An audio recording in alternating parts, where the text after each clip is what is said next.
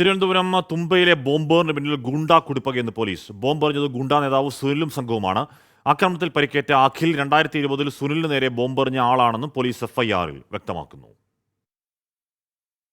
ഗുണ്ടാത്തലവൻ സുനിലും മറ്റു 3 പേരും ചേർന്നാണ് ഇന്നലെ തുമ്പ നെഹ്റു കോളേജ് ജംഗ്ഷനിൽ വെച്ച് അഖിലിന് നേരെ ബോംബെറിഞ്ഞതെന്നാണ് എഫ്ഐആർ.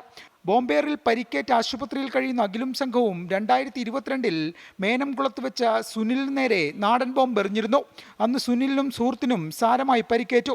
ഇതിന്റെ വൈരാഗ്യമാണ് ഇന്നലത്തെ ആക്രമണത്തിന് പിന്നിലെന്നും എഫ്ഐആറിൽ പറയുന്നു. കേസുമായി ബന്ധപ്പെട്ട ഒരാളെ പോലീസ് ഇന്നലെ അറസ്റ്റ് ചെയ്തു. കഴക്കൂട്ടം സ്വദേശിയും നിരവധി കേസുകളിലെ പ്രതിയുമായ ഷെബിയെയാണ് അറസ്റ്റ് ചെയ്തത്. പോലീസ് നടത്തിയ തെരച്ചിലിൽ അക്രമികളെത്തിയ 3 സ്കൂട്ടറും 3 നാടൻ ബോംബുകളും കണ്ടെടുത്തു.